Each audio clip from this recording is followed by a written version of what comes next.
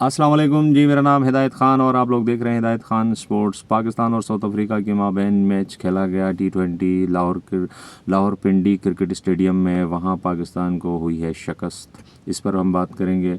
और मोहम्मद रिजवान ने central contract पर दस्तखत नहीं किए हैं और सवालात की हैं PCB से, इस पर भी बात करेंगे।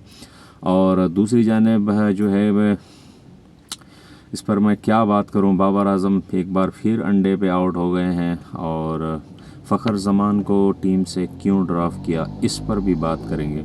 तो जी नाजरीन, अगर आप मेरे चैनल पे नए हैं तो मुझे सब्सक्राइब करना ना भूलेगा और बेल आइकन दबा दें। तो सबसे पहले बात करते हैं पाकिस्तान और साउथ अफ्रीका के माबैन जो मैच खेला गया T20 और जिसमें साउथ अफ्रीका ने पाकिस्तान को ठोका और ऐसा ठोका कि तिल लगाने की भी ज़रूरत नहीं पड़ी।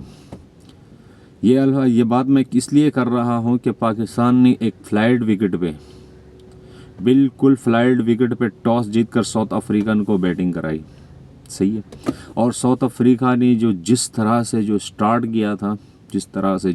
किया, मुझे ऐसा लगा कि ये बोर्ड पे जो है ना 240 रन कहीं नहीं गए और ये आराम से लगाएंगे।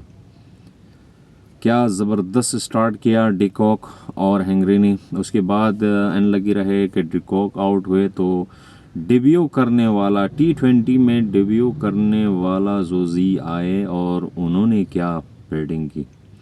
ऐसा लग रहा था कि भाई ये तो कोई अपना 100वां मैच खेल रहा है और ज़बरदस्त किस्म की फॉर्म चल रही है भाई जोजी की, लेकिन वो पहला मैच खेल रहा था अपने T20 कैरियर का।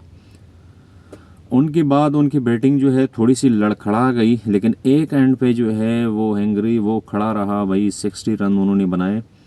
और उनके बाद 4 विकेटों बिल्कुल जल्दी आउट हो गए साउथ अफ्रीका के, और साउथ अफ्रीका का जो टारगेट था और जो रन्स थे वो वहाँ तक नहीं पहुँच सके। उन्होंने 240 तो बनाने ही बनाने थे, लेकिन पाकिस्तान के कुछ बॉलरों को कुछ शर्म आई, कुछ हया आई कि भाई नहीं, पाकिस्तानी अवाम सुबह जो है ना हमें पर ये टमाटर और ये चीज़ें गंदे अंडे फेंकना ना शुरू करे होटल में आके। तब जाकर उन्होंने जो है वो थोड़ा सा गैरत का मुजाहरा किया और थोड़ी अच्छी बॉलिंग कराई। लेकिन लैंडे ने कहा कि भाई नहीं, इतना भी हम बनाएंगे कि जितना तुम वापस बना नहीं सको। और उन्होंने जो है वो 194 रन का टारगेट दिया। पाकिस्तान की बैटिंग आई तो पाकिस्तान की जानिब से साहिबजादा फरहान के साथ जो है पाकिस्तानी PCB का लाडला और क्या कहते हैं सेलेक्टरों का जो है वो दुल्हारा और पूरा पाकिस्तान का दिल, और आगे मैं क्या बोलूं, ब्रैड मैन आया उसके साथ साहिबजादा फरहान के साथ। साहिबजादा फरहान तो हमेशा अपने उसी स्टाइल में ही खेलते हैं और उसने उसी स्टाइल से ही आगाज़ किया, लेकिन ब्रैड मैन सामने से उसके ऊपर इतना प्रेशर बढ़ा रहा कि 13 बॉलों पे आप 5 रन बनाते हो यार, सर्कल खेलने आते हो। 194 रन का टारगेट है। लानत हो तुम्हारे सोच पर और तुम्हारे सिलेक्टरों के ऊपर कि ऐसे बंदे को आप लोगों ने लेकर आए हैं कि कह रहे हैं ये T20 का स्पेशलिस्ट है। T20 का स्पेशलिस्ट वो होता है कि जिन्हें पहले बॉल पे या तो वो आउट होके आ जाए या पहले बॉल से ही भाई पता चले कि ये बंदा मारने वाला है। भाई 14 गेंदें तो उसने खेले नीचे ठुक करके। 14 बॉलें जब आप 36 बॉलों में से निकालें तो कितने 22 गेंदें रह जाएंगे यार। 22 गेंदों में आप 50 भी नहीं बना सकते हो क्या? आप 50 तब बना सकते हो कि जब आप 36 की 36 गेंदों पे चांस लें पावर प्ले में। उसको शर्म ही नहीं आ रही है कि मैं ओपनर आया हूँ, ठक ठक। आप उसने 37 रन बनाए 28 बॉलों पे, सही है। उनमें से अगर वो लैंडे का जो है वो एक ओवर में 3 छक्के उसको पड़े, अगर उन 3 छक्कों को माइनस करें तो वो तो बॉल और रन्स भी नहीं बना सका। इस बंदे को आप लोगों ने खेलने के लिए फ़खर जमान को लेकर बाहर कर दिया यार। अब नीचे आते हैं भाई बाबर आजम के ऊपर, तो खैर मैं बात नहीं करूँगा, वो तो अपना कमबैक मैच खेल रहे थे। अनलकी रहे कि वो बगैर कोई रन बनाए आउट हुए। उसके बाद जो सबसे बड़ा बैट्समैन आता है पाकिस्तान का, कप्तान, और कप्तान क्या ठुमके मार रहा था निकल के। उसके बाद जो है ना एक बार फिर सेलेक्टरों का मरकज़ और सेलेक्टरों की जान और सेलेक्टरों की पता नहीं यार आगे मैं क्या बोलूँ। उस्मान खान आते हैं और उस्मान खान मिडल में बहुत अच्छा खेलता है, स्पिन को ये खेलता है, स्पिन को वो खेलता है। कहाँ खेलता है? घर में खेल रहा होगा। हमने तो इंटरनेशनल क्रिकेट में उसको नहीं देखा खेलते हुए, वहीं फुस हो गया बॉल और रन बना के। उसके बाद खैर हसन नवाज़ के तो खैर अभी वो यंग है, उसके बारे में कुछ नहीं कहा जा सकता है। हसन नवाज़ के बाद जो मोहम्मद नवाज़ आए तो मोहम्मद नवाज़ ने तो कितनी अच्छी बैटिंग की।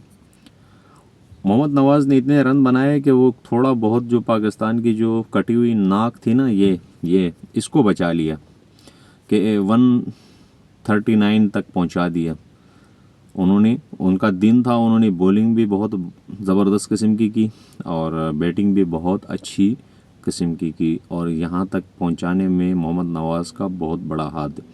और ये जो स्कोर 200 के पार नहीं गया, इसमें भी मोहम्मद नवाज़ का बहुत बड़ा हाथ है। तो अब बात यह है कि जो प्लेयर अच्छा करेगा उसके बारे में अच्छी बात करेंगे, जो प्लेयर बुरा करेगा उसके बारे में बुरी बात करेंगे, लेकिन सेलेक्टरों के बारे में ज़रूर बुरी बात करेंगे क्योंकि ये सोए होते हैं भांग पीकर। पाकिस्तानी अवाम का पैसा इनके ऊपर ऐसा खर्च किया जाता है, पानी की तरह बहाया जाता है और इनकी सोच और उनकी यारी दोस्तियाँ ख़त्म ही नहीं होती, इनके टुल्ले ख़त्म ही नहीं होते, पर्चियाँ ख़त्म ही नहीं होती। अब देखिएगा एक्स क्रिकेटर बता रहे थे कि यार हमें शिकवा रहता है, देखो न्यूजीलैंड और साउथ अफ्रीका और इन टीमों से, जब भी ये पाकिस्तान भेजते हैं तो अपनी बी टीम भेजते हैं। ओ भाई, उनको पता है कि भाई आपकी जो टीम है ये बी टीम से भी खेलने की काबिल नहीं है।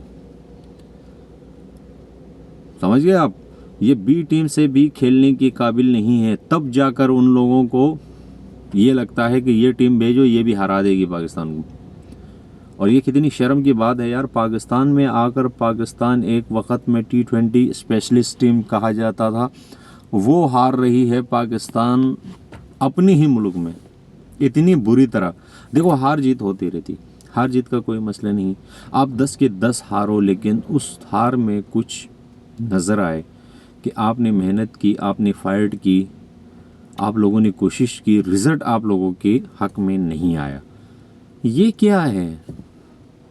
शहंशाह आ रहे हैं, खा रहे हैं, वहाँ छोटी छोटी टीमों के ख़िलाफ़ आप या आखिरी एंड में आकर जो बैट्समैन नहीं हैं उनको यार करें मार के आप बड़े 30 मार खान बनते हैं। सामने जो बैट्समैन आपको ओपन करने आते हैं या 3-4 तक तो आप उसे बॉलिंग ही नहीं होती उनके सामने। ये तो 2 ओवर जो है बहुत अच्छे गए तो 200 के पार नहीं हुए। अगर 200 के पार होते तो 80 रन से हारना था पाकिस्तान ने। खैर अब बात करते हैं, मोहम्मद रिजवान ने जो है सेंट्रल कॉन्ट्रैक्ट पर दस्तखत नहीं की है और मोहम्मद रिजवान ने पीसीबी से पहली दफ़ा पूछा है, पहले दफ़ा किसी ने पंगा लिया है। अब मोहम्मद रिजवान का कैरियर का क्या होगा या क्या पाबंदियां उसके ऊपर आयद कर जा सकती है या पाकिस्तान क्रिकेट से उसको हमेशा हमेशा के लिए सस्पेंड किया जा सकता है, ऐसी चीज़ें होंगी। क्योंकि उसने कहा है कि भाई आप मुझे पहले ये बताओ कि मुझे T20 क्रिकेट से